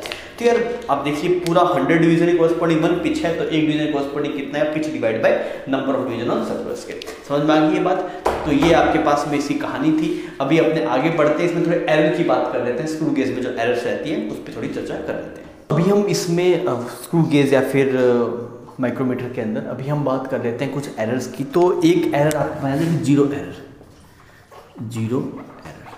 जीरो एरर का मतलब क्या है आपके पास में कि जब आपके पास में कुछ नहीं था, मान लीजिए आपके जो जाज है आपके पास में उसके बीच में कुछ नहीं था, जीरो रीडिंग शो होनी चाहिए, पर जीरो नहीं शो हो रही है, जीरो से कुछ ज़्यादा रीडिंग शो हो रही है। अगर आप वेइंग मशीन से कंपेयर करें, जब वेइंग मशीन पे कुछ नहीं था तो जीरो होना चाहिए, पर वो वेइंग मशीन 100 शो कर रहा है। अब आपने उसमें कुछ वेट रखा, अब वो रीडिंग शो कर रहा है 10 kg, तो एक्चुअल में 10 kg नहीं है ना, तो जीरो जब होना चाहिए तब 100 ग्राम शो कर रहा है, सब एक्चुअल में हो रही है 10 kg माइनस 100 ग्राम। समझ में आई मेरी बात। सिमिलर कंसेप्ट जीरो एरर के अंदर है कि आपके पास में कुछ एक्स्ट्रा मतलब रीडिंग शो कर देगा, जब क्यों जब आप जीरो पे करके देखा उसको जीरो नहीं शो कर रहा, कुछ पॉजिटिव रीडिंग शो कर रहा है। इसका मतलब क्या है, जब जैसे मान लीजिए जब कुछ नहीं था तो वो रीडिंग शो कर रहा है 0.2 mm, और कुछ ऑब्जेक्ट डाला, अब फाइनल शो कर रहा है 10.1 mm, तो एक्चुअल तो 10.1 नहीं होगा ना, 2 mm एक्स्ट्रा शो कर रहा था, वो माइनस करना पड़ेगा। तो अगर आप देखेंगे एक्चुअल रीडिंग जो आपके पास में आएगी जीरो एरर वाले केस में, जो भी एक्चुअल एरर जो हमें दिखाई देगी वो होगा आपके पास में ऑब्जर्व्ड रीडिंग, जो रीडिंग आपने ऑब्जर्व की है माइनस जीरो एरर, तो ये हो गया आपके पास में एक्चुअल रीडिंग आएगा यहाँ पे ना, एक्चुअल रीडिंग। सही ये बात, ये तो था बच्चों जीरो एरर की बात। एक और आता है उसे हम बोलते हैं जीरो करेक्शन। जीरो करेक्शन है, इसका जस्ट माइनस है आपके पास में।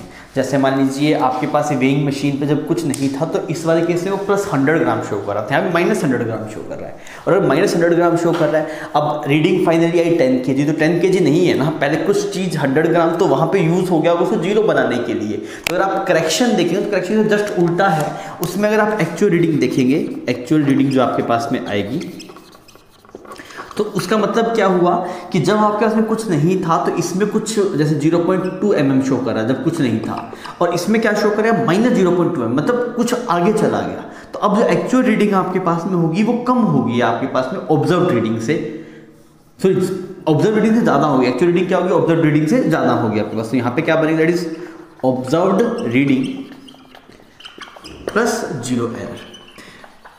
मेरी बात sorry, that is zero correction, this is zero correction. समझ में आ रही है। जैसे एक वेइंग मशीन है, ये वेइंग मशीन कुछ नहीं था तभी 100 ग्राम शो कर रहा है, ठीक है। अब इसके ऊपर आपने कुछ एक बंदे को खड़ा कर दिया, अब उसका वेट कुछ शो कर रहा है 60 kg, तब एक्चुअल क्या होगा, एक्चुअल होगा आपका 60 kg माइनस 100 ग्राम। सही बात है ना ये, इसमें तो कोई किससे पूछे तभी बता दें। अभी जब कुछ नहीं था तो 100 ग्राम शो कर रहा था, अब कुछ है तो 60 kg शो करता है, एक्चुअल 60 kg माइनस 100 ग्राम होगा। सिमिलरली यहाँ पे अगर होगा तो इसमें क्या होगा, जब कुछ नहीं था तो रीडिंग क्या थी इसकी माइनस 100 ग्राम, और अब इस पर एक बंदा खड़ा किया, अब जो एक्चुअल शो कर रहा है वो मान लीजिए कुछ 60 kg शो कर रहा है, ठीक है। अभी इसकी जो रीडिंग है वो 60 kg शो कर रहा है, तो अब अगर आप एक्चुअल रीडिंग देखेंगे तो कितना है, 60 प्लस 100 ग्राम। समझ में आ गई। तो इस वाले टर्म का नाम है जीरो करेक्शन और इस वाले टर्म का नाम है जीरो एरर। तो ये हमने जब नोट्स में हमने पढ़ा था, बहुत ढंग से इसको पढ़ा था, और फिर भी आपको कुछ डाउट्स आए थे तो आप वहाँ से जाके एक बार इसको रिव्यू कर सकते हैं, ठीक है। अब आइए अपने नेक्स्ट इंस्ट्रूमेंट पे चलते हैं, दैट इज वर्नियर कैलिपर। बच्चों अभी हम एक दूसरे मेजरिंग इंस्ट्रूमेंट की बात कर रहे हैं, वर्नियर कैलिपर, और ये प्रॉब्लम पॉइंट ऑफ व्यू से बहुत इंपॉर्टेंट है। वर्नियर कैलिपर को मैंने जैसे आपको लेक्चर में बताया था बहुत स्मार्टली डिज़ाइन किया जाता है। ये आपके पास में कौन से प्रिंसिपल बेस है? Difference in the scales. Difference में दो स्केल की हेल्प से आप एक नया स्केल बना लेते हैं, तो वो डिफरेंस बिटवीन द स्केल के पैटर्न पे वो उसको डिज़ाइन किया गया। तो ऐसे इसमें दो स्केल रहते हैं आपके पास में, एक ये रहता है और एक ये रहता है। इसको आप बोलते हैं vernier scale. This is named as vernier scale. अब ये ऐसे स्लाइड करेगा ना, ये वर्नियर स्केल जो आपके पास में ए और बी, जो बी है आपके वर्नियर स्केल है, ये वर्नियर स्केल स्लाइड करता है। तो स्लाइड करने में खुलने के बाद में कुछ आगे चला जाएगा, तो यहाँ पे खाली जगह, वहाँ पे आपको डाल सकते हैं, डेप्थ मेजर करनी है, बहुत सारी चीज़ें आप इससे मेजर कर सकते हैं। अब दोनों पे रीडिंग रहती है आपके पास में, मेन स्केल पे भी रीडिंग रहती है ऐसे, जैसे मान लीजिए 1 2 3 4 5 6 7 8 और एक ऐसे यहाँ पे 9 रहेगी, यहाँ पे ऐसे 10 रहेगी। और सिमिलरली आपके पास मेन स्केल पे भी रीडिंग रहती है आपके पास में। मेन स्केल पे रीडिंग यहाँ पे 0 है, यहाँ पे इसका 1 है, यहाँ पे इसका 2 है, 3 है, ऐसे करते करते कुछ यहाँ पे इसका ये 10 आ गया आपके पास में, ठीक है। तो यहाँ पे इसका 9 है, मेन स्केल का 9 है और वर्नियर स्केल का यहाँ पे 10 है। तो आपके पास में हमेशा ऐसा रहता है कि भाई मेन स्केल के, जैसे हमने बोला कि हमने इसमें बोला भाई 10 division of vernier scale coincide with क्या होगा आपके पास? It is 9 division of main scale. 9 division of main scale, समझ में आ रहा है? इसके अंदर जो दो डिवीजन के बीच डिस्टेंस है वो थोड़ा ज़्यादा होता है, वर्नियर स्केल पे दो डिवीजन के बीच डिस्टेंस थोड़ा कम होता है। तो कहीं ना कहीं पे ऐसा होगा कि इसका कोई डिवीजन इसके मतलब के डिवीजन से कोइंसाइड कर रहा होगा। तो वहाँ पे आप देखा, अच्छा इसके 9 डिवीजन है, इसके 10 डिवीजन के बराबर, मतलब इसके जो 9 डिवीजन की जो लेंथ है आपके पास है वो इसमें 10 डिवीजन की लेंथ के बराबर होगी आपके पास। तो अगर मैं बोलूँ 1 डिवीजन ऑफ वर्नियर स्केल किसके बराबर आएगा? 9/10 मेन स्केल डिवीजन। मेरी बात समझ में आ गई? अब मान लीजिए मेन स्केल डिवीजन आपके पास है 1 मेन स्केल डिवीजन 1 mm है। Let us assume 1 main scale division कितना है आपके पास में? 1 mm है। ऐसा रहेगा आपके पास में कि ये कितना है? 0 है, तो ये 1 mm है, ये 2 mm है, इस तरीके से। अब ये लिस्ट काउंट नहीं है। अब मेरी बात समझिए, हमने सबसे पहले ये देखा कि भाई वर्नियर स्केल के कितने डिवीजन मेन स्केल के कितने डिवीजन से कोइंसाइड कर रहे हैं। तो हमें यहाँ पे दिखाई दिया कि यार इसके 10 डिवीजन जो वर्नियर स्केल के हैं आपके पास में वो 9 डिवीजन ऑफ मेन स्केल से कोइंसाइड कर रहे हैं आपके पास में। तो एक डिवीजन वर्नियर स्केल किससे कोइंसाइड करेगा? 9/10 मेन स्केल डिवीजन से। अब जो लिस्ट काउंट आपके पास में रहता है, लिस्ट काउंट वो बहुत इंपॉर्टेंट है। Main scale division minus vernier scale division, समझ में आ रही है? This is the formula for list count. ध्यान रखिएगा इस बात को। लोगों को लगता है यही लिस्ट काउंट है, नहीं, ये लिस्ट काउंट नहीं है, सॉरी। ये सिर्फ ये बता रहा है वर्नियर स्केल डिवीजन का जो एक, जैसे इसके दो डिवीजन के बीच दूरी 1 mm, तो इसके दो डिवीजन के बीच दूरी कितनी है? दैट इज 9/10 mm, ये बता रहा है। ये लिस्ट काउंट नहीं है। लिस्ट काउंट होता है main scale division minus vernier scale division. Clear है? तो अगर आपके पास में यही केस है कि 10 डिवीजन उसके 9 से कोइंसाइड कर रहा है, ऐसा भी हो सकता है इसके 20 उसके 19 से कोइंसाइड कर रहे हो, मे बी इसका 29 से, कुछ भी हो सकता है सवाल के अंदर। पर स्टैंडर्ड केस में यही रहता है कि इसके 10 डिवीजन वर्नियर स्केल के 10 डिवीजन मेन स्केल के 9 डिवीजन से कोइंसाइड करता है और एक मेन स्केल डिवीजन 1 mm के बराबर होता है। तो वहां से अगर आप लिस्ट काउंट देखेंगे इस वाले स्पेसिफिक केस में, तो कितना बचा? 1 mm माइनस 9/10 mm, तो कितना आ गया आपके पास में? 1/10 mm। ये आपके पास में लिस्ट काउंट आ गया। तो लिस्ट काउंट कितना आ गया इसका? 1 mm डिवाइडेड बाई 10, मतलब 1 mm को भी हमने 10 हिस्सों में बांट लिया। अब 1 mm को 10 हिस्से में यहाँ पे नहीं बांट सकते हैं, 1 mm खुद है बहुत छोटा है, तो कैसे आप मेजर करेंगे? तो इस वजह से हमने डिफरेंस ऑफ स्केल का यूज किया है। क्लियर है ये बात? ठीक है। अब अगर हम ये बात करें कि हम रीडिंग कैसे लेंगे, अगर हमें लेनी हो कि रीडिंग ऑफ वर्नियर स्केल कैसे लेंगे, रीडिंग ऑफ वर्नियर स्केल या फिर रीडिंग ऑफ वर्नियर कैलिपर कैसे ली जाएगी, मतलब किसी की विड्थ वगैरह कुछ मेज़र करनी हो तो किस तरीके से मेज़र की जाती है? देखिए इसमें अगर आप रीडिंग देखने जाएंगे, सबसे पहले आप ये देखिए मेन स्केल डिवीजन कितना है आपके पास, मेन स्केल रीडिंग कितनी है, मेन स्केल रीडिंग वो कैसे चेक करेंगे? वो ऐसे चेक करेंगे, मान लीजिए आपके पास में यहाँ पे ऐसे एक ये मेन स्केल था आपके पास में और इसके बीच में कुछ जांच की जो कुछ चीज़ को लगाया तो वर्नियर स्केल कुछ यहाँ पे शिफ्ट हो गया आपके पास, वर्नियर स्केल कुछ ऐसे यहाँ पे शिफ्ट हो गया, ठीक है। अब इसके बीच में आपने ऐसे कुछ ऑब्जेक्ट को लगा रखा है। तो सबसे पहले देखिए मेन स्केल में कितनी रीडिंग आ रही है। तो मेन स्केल जैसे यहाँ पे ये 1 है, यहाँ पे 0 है, ये 1 हो गया, ये 2 हो गया, 3 हो गया, 4 हो गया, 5 हो गया, यहाँ पे 6 हो गया। तो आप देखेंगे भाई जो वर्नियर स्केल का जो 0 है, जो ये this is 0 of vernier scale, ये इससे पहले वाला जस्ट नंबर क्या है आपके पास में, तो वो आ जाएगी आपके पास में, तो ये आ जाएगी मेन स्केल रीडिंग आपके पास। जैसे 1 2 3 4 5, तो इस वाले केस में ये 5 है मेन स्केल रीडिंग आपके पास। इस वाले केस में अगर आप देखें मेन स्केल रीडिंग कितनी है आपके पास? 5 है। समझ में आ गई ये बात? ठीक है। अब वर्नियर स्केल में हम क्या देखेंगे? अब आप ये देखिए, अब सुनना मेरी बात को बहुत ढंग से, कि अब हम ये देखेंगे वर्नियर स्केल का कौन सा डिवीजन मेन स्केल से कोइंसाइड कर रहा हो। कोई ना कोई डिवीजन ऐसा जरूर होगा जो वर्नियर स्केल का और मेन स्केल का आपस में कोइंसाइड कर रहा होगा। मेरी बात समझ में आ गई? तो क्या लिखेंगे? Division that coinciding with main scale. समझ में आ रही है? आपको ढूंढना पड़ेगा, जाके ऐसे आगे ढूंढना पड़ेगा। अच्छा वर्नियर स्केल जीरो नहीं कोइंसाइड कर रहा, फर्स्ट नहीं कोइंसाइड कर रहा, थर्ड फोर्थ फिफ्थ ऐसे दिखेगा। अच्छा ये सेवंथ कोइंसाइड कर रहा है, ऐसे जगह देखना पड़ेगा कौन सा डिवीजन कोइंसाइड कर रहा है। फिर मल्टीप्लाई आप क्या करेंगे? लीस्ट काउंट करेंगे, तो ये आपके पास में रीडिंग आएगी। और वर्नियर स्केल की रीडिंग लेना ही अपने आप में बड़ी बात है, क्योंकि सबसे पहले तो मेन स्केल रीडिंग देखना है, वो तो आसान है, उसमें कोई दिक्कत नहीं है। देख लेंगे कि वर्नियर स्केल का जीरो है उससे जस्ट पहले जो नंबर है वो आपकी मेन स्केल रीडिंग। फिर आप ये चेक करेंगे कि यार कौन सा स्केल वर्नियर स्केल का मतलब कौन सा डिवीजन मेन स्केल के किसी डिवीजन से कोइंसाइड कर रहा है। अब जैसे मान लीजिए इसका 10th उसे कुछ 15 से किसी से भी करे, मुझे उससे मतलब नहीं है, मुझे सिर्फ ये देखना है वर्नियर स्केल का कौन सा कोइंसाइड कर रहा है। तो वर्नियर स्केल का मान लीजिए कुछ छठा डिवीजन कर रहा है, तो आप यहाँ पे लिखेंगे 6 मल्टीप्लाई लिस्ट काउंट। मेरी बात समझ में आ गई? अब जैसे मैं आपको एक रीडिंग दिखाता हूँ, मान लीजिए कुछ ऐसा बन रहा हो आपके पास में ना, ऐसा कुछ दिखाया गया आपको।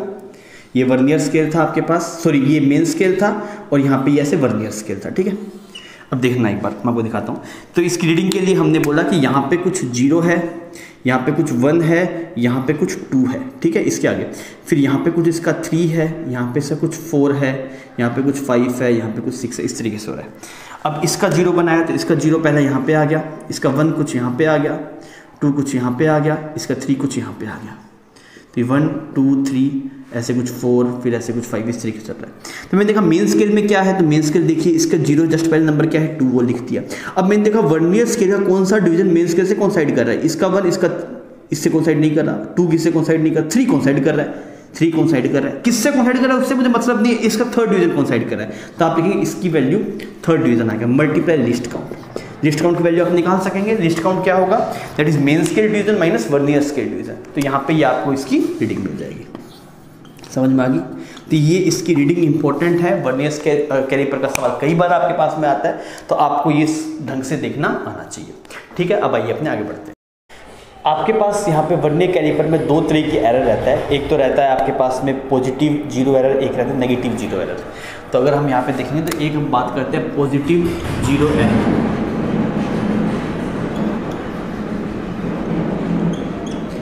पॉजिटिव 0 एरर मतलब क्या शो कर रहा है कि उसमें कुछ एक्सेस रीडिंग आ जाएगी, जो एक्चुअल रीडिंग है उससे ज़्यादा रीडिंग आपके पास में आ जाएगी, ठीक है। तो पॉजिटिव 0 एरर की जैसे आपके पास जब कुछ नहीं था तो उसमें कुछ एक्स्ट्रा रीडिंग आ जा रही है, तो वो आप दैट इज पॉजिटिव 0 एरर। तो वो सिंपल तरीके से जैसे मान लीजिए आपने बोला कि जब कुछ नहीं था तो 3rd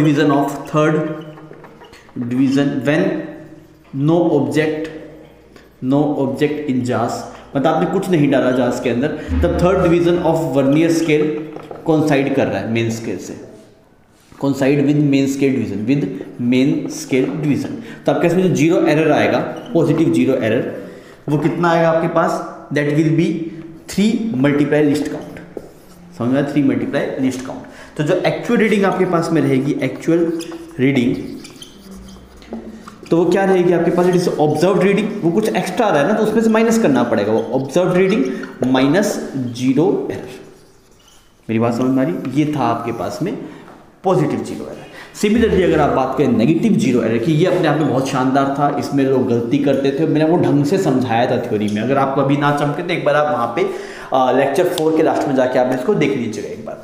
अब इसमें क्या होता है नेगेटिव 0 एरर में, अब आपको बोल दिया कि भाई कुछ 3rd डिवीजन कोइंसाइड कर रहा है, नेगेटिव 0। अब क्या एक्स्ट्रा होगा? 3rd division is coincide with main scale, ऐसा कुछ बोल दिया कि मेन स्केल से कोई 3rd डिवीजन कोइंसाइड कर रहा है आपके पास, ठीक है।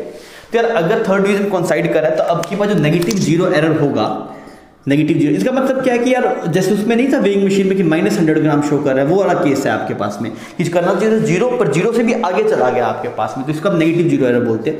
इसका जो फॉर्मूला आता है that is main scale division minus जो डिवीजन कोइंसाइड कर रहा है, that is n multiply least count. समझ में आ रहा है? Main scale division minus n multiply least count. यहाँ पे देखिए, यहाँ पे था n मल्टीप्लाई लिस्ट काउंट, यहाँ पे main scale division minus n list count. ये अपने आप में खतरा है, यहाँ पे लोग गलती कर सकते हैं। या फिर मैंने एक और तरीका बताया था कि जैसे मान लीजिए अब यहाँ पे थर्ड डिवीजन कोइंसाइड कर रहा है, तो अब थर्ड जैसे यहाँ पे ऐसे ये वर्नियर स्केल बनाया ना मैंने, ये इसका 0 है, ये 1 है, ये 2 है, ये 3 4 5 6 7 8 9 और यहाँ पे से 10 मान लिया कुछ, तो ये थर्ड कोइंसाइड कर रहा है ना, तो या तो आप ये तरीका कीजिए, ठीक है ये एक्सप्रेशन आ गया, नहीं तो आप ये कीजिए भी आगे से मत मेजर कीजिए, पीछे शुरू मेजर कीजिए, तो ये 1 2 3 4 5 6 7 8, तो आप बोलेंगे 8th डिवीजन कोइंसाइड कर रहा है। या तो आप आगे से अगर मेजर करें तो ये एक्सप्रेशन यूज करना पड़ेगा एरर निकालने के लिए, और अगर आप ऐसे नहीं करना चाहते तो आप उल्टा काउंट करना शुरू कीजिए 1 2 3 4 5 6 7 8, तो आप बोलेंगे 8th डिवीजन कोइंसाइड कर रहा है। तो यहाँ पे इसको आप ऐसे लिख सकते हैं 8 मल्टीप्लाई लिस्ट काउंट, समझ में आ रहा है, 8 multiply least count specific problem के लिए। ठीक है, दोनों में से आप कोई भी तरीका लगा सकते हैं, ये भी घूम फिर के ऐसे ही वैल्यू आपको देगा। तो इसमें नेगेटिव जीरो एरर में आप ध्यान रखेंगे, that is main square division minus जो कोइंसाइड कर रहा है मल्टीप्लाई लिस्ट काउंट करना है आपको। ठीक है, तो अगर आप यहाँ पे एक्चुअल रीडिंग देखेंगे, एक्चुअल रीडिंग, तो एक्चुअल रीडिंग क्या है कि आपके पास it is observed reading, observed reading और प्लस उसमें क्या करना पड़ेगा नेगेटिव जीरो एरर। ये हमने इसका मोड लिख दिया, हमें पॉजिटिव वैल्यू लेना है ना इसकी, हमें नेगेटिव वैल्यू नहीं लेना, हमें इसकी पॉजिटिव वैल्यू लेना है। तो ये वाली चीज़ इंपॉर्टेंट है बच्चों, इसमें आप फंस सकते हैं। इसमें अगर आपको दिक्कत होगी तो एक बार आप जाके ढंग से वीडियो में देख लीजिएगा, बात समझ में आ गई तो अगर एरर वगैरह हो तो आप इसे कर लीजिएगा। ठीक है बच्चों, अभी हम इसी चैप्टर के अंदर एरर वाले पार्ट की बात कर रहे हैं जो कि इंपॉर्टेंट है, और एरर में थ्योरी हमने काफ़ी देखी थी। मैं यहाँ पे वही चीज़ें बताऊंगा जिससे सवाल आने की प्रोबेबिलिटी रहती है। जैसे मान लीजिए आपको बोला गया कि x की वैल्यू है आपके पास में कुछ 3 सेंटीमीटर प्लस माइनस 0.01 सेंटीमीटर, मतलब इसमें इतना एरर पॉसिबल है x के अंदर। सिमिलरली y में आपको बताया गया कि y है आपके पास में कुछ 4 सेंटीमीटर प्लस माइनस 0.02 सेंटीमीटर, कुछ ऐसा है आपके पास में। ठीक है, आपसे पूछा गया कि एक क्वांटिटी है z है आपके पास में x प्लस वाई, तो z की वैल्यू क्या लिखी जाएगी? तो आप क्या लिखेंगे, z को आप लिखेंगे, पहले x को लिखा तो x बन गया 3 plus minus 0.01 centimetre, plus y को लिखेंगे तो क्या बन जाएगा 4 प्लस माइनस 0.02 सेंटीमीटर। तो ये ऐसा एक्सप्रेशन बनेगा। अब आप देखिए इसमें, तो एक तो यार ये मेन रीडिंग को तो काउंट कर लेते हैं, मेन रीडिंग तो डायरेक्टली कितने की 7 आ गई। अब हम देखिए एरर को मैक्सिमाइज करना है, तो एरर को मैक्सिमाइज होने बोलते वक्त क्या हो सकता है कि जोड़ते वक्त आपने इसमें भी रीडिंग माइनस वाली ली और इसमें भी रीडिंग आपने माइनस वाली ली, तब सबसे कम आ जाएगा। दोनों में प्लस वाली ली तो मैक्सिमम आ जाएगी। तो एरर को हमेशा ऐड करना है ना, एरर को हमेशा ऐड करना है, तो आप लिखेंगे प्लस माइनस, अब दोनों की एरर को ऐड करें तो ये बनेगा 0.03। तो ये आपके पास में z की वैल्यू आ गई, अगर z आपके पास में x प्लस वाई है। सिमिलरली अगर ऐसा होता z is equal to x minus y आपके पास में होता, तब आप क्या करते, आप पहले x का एक्सप्रेशन लिख लो, तो ये बन गया 3 सेंटीमीटर प्लस माइनस 0.01, और यहाँ पे देखेंगे तो दिस इज ऑल्सो सेंटीमीटर ना, सेंटीमीटर को बाहर लिख देता हूँ, यदि 3 प्लस माइनस 0.01 सेंटीमीटर। सिमिलरली देख रहे हैं माइनस, तो यहाँ पे आ गया 4 प्लस माइनस 0.02 सेंटीमीटर। ठीक है, तो अगर आप इसकी वैल्यू को देखें तो पहले तो आप डायरेक्टली ऐड कर लो, तो क्या बनेगा 4 3 माइनस 4 है तो ये बन गया -1। ठीक है, मेन वाली रीडिंग होगी आपकी। अब एरर को वापस ऐड करना है, क्योंकि आपको क्या चाहिए, आप माइनस करेंगे तो इसको माइनस पकड़िए, उस टाइम पे इसको प्लस पकड़िए, फिर वापस जुड़ के मैक्सिमम वैल्यू बन जाएगी। तो एरर को हमेशा जोड़ना है, इन वाले केस में एडिशन और सब्ट्रैक्शन एरर को जोड़ना है, प्लस माइनस दोनों की एरर को ऐड करें तो क्या बन जाएगा 0.03। तो ये जवाब आ सकता है। अब इसका मतलब क्या है, इसका मतलब ये है कि इस x की वैल्यू 3.01 से लेके 3.01 से लेके 2.09 हो सकती है, 2.99 हो सकती है। मतलब इसका मतलब ये हुआ ना कि इसमें इतना एरर पॉसिबल, तो इसकी लिस्ट वैल्यू हो सकती है 2.99 और मैक्सिमम हो सकती है 3.01, इसके बीच में लाई करेगी। सिमिलरली y की वैल्यू अगर आप देखेंगे दैट विल बी 3.98 से लेके 4.02 के बीच में हो सकती है। और यहाँ पे जो z आया तो z की वैल्यू क्या हो सकती है आपके पास 7.03 से लेके या आपके पास में 6.97 के बीच में हो सकती है। तो ये अगर यहाँ पे आया तो सिमिलर बात यहाँ पे है। तो एडिशन में तो आपने कहानी देख ली कि भाई एडिशन कैसे करते हैं। अब अगर आप बात करेंगे मल्टीप्लिकेशन की, जैसे मान लीजिए एक्सप्रेशन रहता है z is equal to x y रहता है आपके पास में, z is equal to x y. तो एक तरीका तो ये है आप ln उठा लीजिए, आप ऐसे ln उठा लेंगे तो यहाँ बन जाएगा ln z, यहाँ बन जाएगा ln x और यहाँ पे बन जाएगा ln y। उठा लिया, अब इसको डिफ्रेंशिएट मार दिए तो ये बन जाएगा dz बाई z, यहाँ बन जाएगा dx बाई x और यहाँ बन जाएगा dy बाई y। तो यहाँ से अब आप क्या करेंगे, हमें एरर निकालना है dz के अंदर, तो dz तो हमें निकालना है, dx पता है, dx में कितना एरर है आपके पास 0.01 डिवाइड बाई x की वैल्यू कितनी है 3 है, x की वैल्यू कितनी है बच्चों 3। सिमिलरली अगर आप dy बाई वाई लिखेंगे तो dy की वैल्यू कितनी है, 0.02 और y की वैल्यू कितनी है आपके पास 4। Similarly d z by z। अब z की वैल्यू कैसे निकालो, z में अगर आप विदाउट एरर देखें तो z की वैल्यू आपके पास में आएगी x multiply by, x multiply by तो कितना बन जाएगा 12 बन जाएगा। तो यहाँ पे z की वैल्यू आप 12 लिख देंगे, तो यहाँ से आपको dz में एरर मिल जाएगा। तो अगर आप देखिए फाइनल जवाब जो z की रीडिंग है 12 प्लस माइनस dz, ये आपके पास z का फाइनल जवाब आ जाएगा। सही है ये बात, इसमें कोई दिक्कत नहीं। और क्या हो सकता है, और हो सकता है कि आपको एक्स वाई ना पूछ के z is equal to x by y पूछ लेता, तब भी आप ln उठा लीजिए। तो आप उठाएंगे यहाँ पे ln z बन जाएगा, यहाँ बन जाएगा ln x माइनस यहाँ बन जाएगा ln y। वापस करिए तो ये बन जाएगा dz बाई z, ये आ जाएगा dx बाई x और ये आ गया माइनस dy बाई y। अब एरर को dz की एरर को मैक्सिमाइज करना है, तो मैक्सिमाइज करना है तो ये dy नेगेटिव हो सकता है ना, तो आप इसमें भी यहाँ प्लस लगा दीजिए। प्लस क्यों लगाया, बिकॉज dy की वैल्यू जब नेगेटिव होगी तो उस टाइम पे प्लस हो जाएगा ये। तो dz की वैल्यू निकालनी है तो dz बाई z। अब z वापस निकालिए x बाई वाई करके, x बाई वाई करके देखिए that is 3/4, that is 3/4। dx की वैल्यू कितनी है again, that is 0.01, that is 0.01 divide by x की वैल्यू कितनी है 3, प्लस यहाँ पे अगर आप चेक करेंगे जैसे dy by y that is 0.02 divide by 4, तो यहाँ से आपको dz की वैल्यू मिल जाएगी। फाइनल जवाब जो होगा z का that is 3/4 plus minus dz। Clear. तो ये बेसिक केसेस हो गया आपके पास में, इससे परसेंटेज एरर वाले केस भी हो सकते हैं। आइए अब हम उस पर चर्चा करते हैं। अच्छा, एक और चीज़ देखिए, मान लीजिए कभी ऐसा एक्सप्रेशन है z इज इक्वल टू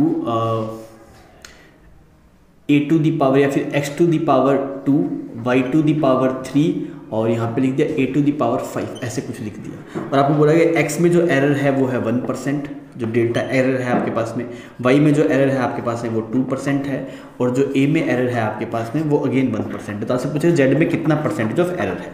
तो ऐसा सवाल अगर रहे तो आप ln से काम करें तो आसान रहेगा।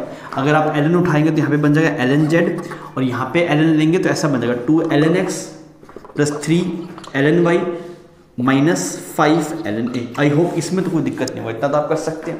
अब आप डिफ्रेंशिएट मार दीजिए, डिफ्रेंशिएट मार दिए बन जाएगा dz बाई z, यहाँ बन जाएगा 2 dx बाई x प्लस यहाँ बन जाएगा 3 dy बाई y और यहाँ पे बन जाएगा माइनस 5 da बाई a।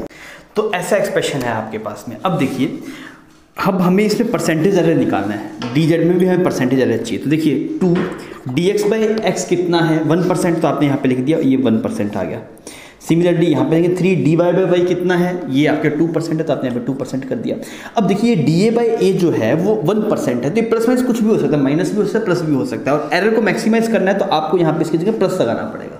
ये अपने आप में अच्छा है, इसमें नहीं फंसना है, यहाँ माइनस नहीं आएगा, बिकॉज आपको पता है यार ये एरर प्लस माइनस दोनों हो सकती है। तो इस वाले केस में माइनस लीजिए ना, तो माइनस में प्लस हो जाएगा।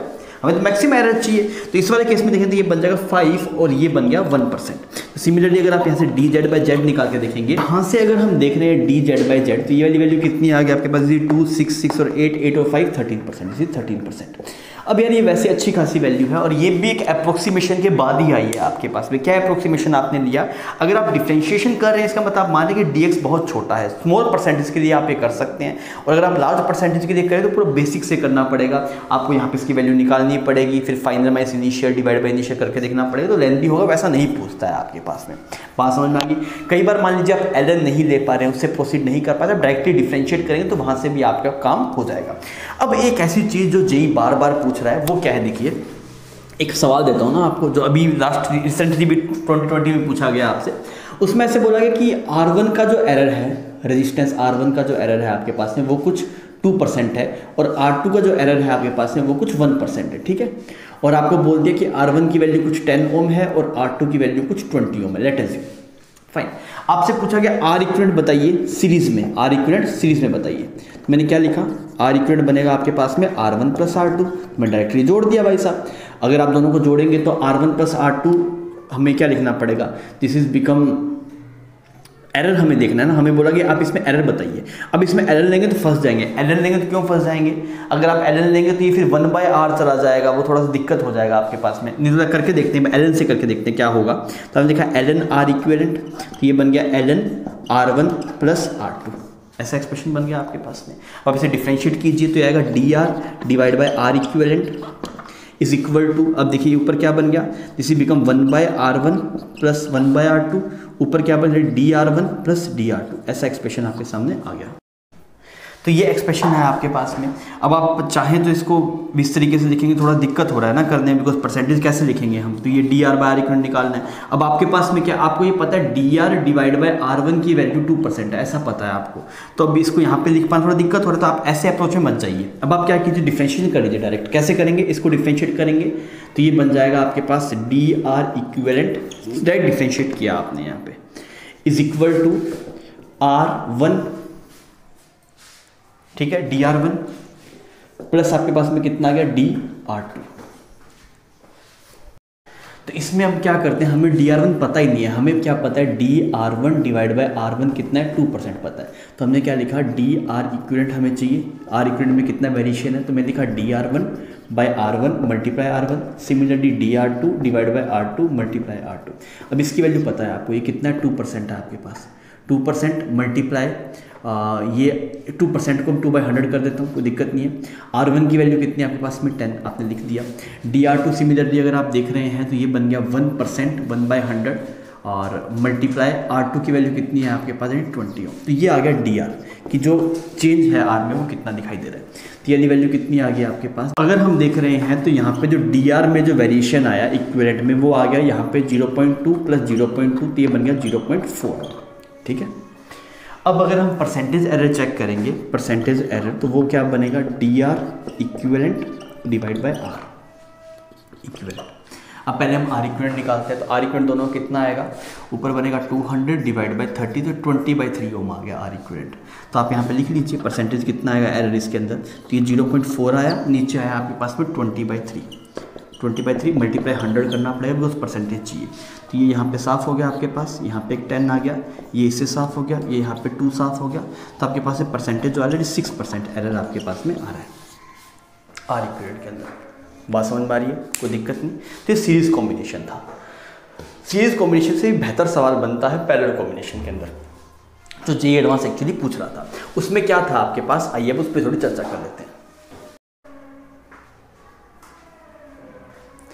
अब अगर हमसे यही पूछे फाइंड R इक्विवेलेंट इन, या फिर परसेंटेज एरर पूछ ले R इक्विवेलेंट कहते हैं in parallel combination, parallel combination. Parallel combination में बात करें तब क्या होगा, अब सुनना मेरी बात को, जो लोग गलती करते हैं, लोग ये रिजल्ट लगाते हैं R equivalent is equal to R1 R2 divide by R1 plus R2। एक रिजल्ट ये हो सकता है, एक रिजल्ट ये हो सकता है, 1/R equivalent is equal to 1/R1 plus 1/R2। अब दोनों में एरर डिफरेंट आएगी, इसमें अलग एरर आएगी, इसमें अलग एरर आएगी। आप चेक कर लीजिए कैसे आएगी, मैं आपको सिंपल सी बात समझाता हूँ। अब ये जानना कि इन दोनों में एरर डिफरेंट क्यों आएगी वो इंपॉर्टेंट है। वो कैसे देखेंगे, देख हमारे तेरे पास है y is equal to 3x और x में एरर है तेरे पास में 1%, तो y में एरर कितनी आएगी ये हमें चेक करना है।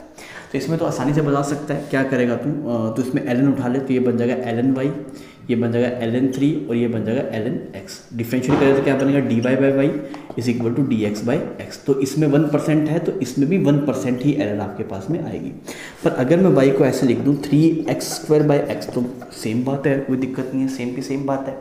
अगर ये सेम बात है, पर अगर आप इसमें एरर चेक करने जाएंगे तो ये कुछ ऐसा बनेगा, ln y is equal to ln3 plus 2 ln x plus ln x, because minus को प्लस कर दिया, हमें एरर चाहिए। डिफरेंशिएट कर दिया, बनेगा dy बाई वाई, ये बन जाएगा 2 dx बाई x और ये बन जाएगा dx बाई x। अब अगर आप एरर चेक करेंगे तो ये 1 यहाँ पे 2, तो d अब क्या 3% एरर आ जाएगी y के अंदर। तो देखिए फंक्शन दोनों सेम है, जैसे यहाँ पे R इक्विवेलेंट आएगा, यहाँ पे R इक्विवेलेंट, दोनों सेम है। जैसे यहाँ पे था ये भी y3x है, ये भी y3x ही है, पर हमने कुछ एक्सप्रेशन में थोड़ा बहुत फेर बदल किया तो एरर बदल गया। तो आपको क्या करना होता है, ये इंपॉर्टेंट बात है, ये आपको लेक्चर में नहीं बताई गई थी। कभी भी अगर आप y is equal to p by q की फॉर्म में लिख रहे हैं तो p और q आपस में इंडिपेंडेंट होने चाहिए। p and q should be independent, should be independent. अगर आपको एरर निकालनी है y में, अगर आपको y में एरर निकालनी है और y को p बाई क्यू की फॉर्म में लिखा तो p और q इंडिपेंडेंट होने चाहिए। अगर p और q आपस में डिपेंडेंट होंगे तो एरर सही नहीं आएगा। तो इसमें अगर आप देख रहे हैं तो ये p है और ये q है, ये दोनों डिपेंडेंट फंक्शन है आपके पास में।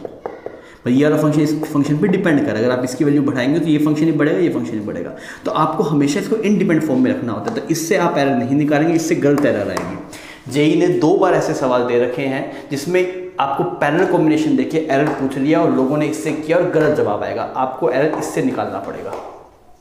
मेरी बात समझ में आ रही है? इससे नहीं करना, खतरा करके मेंशन कर देंगे, बिकॉज यहाँ पे P बाई Q की फॉर्म में लिखा हुआ है, तो P और Q शुड बी इंडिपेंडेंट। यहाँ पे P और Q दोनों एक दूसरे पे डिपेंडेंट है। अगर आप P की वैल्यू को चेंज करें तो Q भी ऑटोमेटिकली आपका चेंज हो जाएगा। समझ में आ रही है मेरी बात?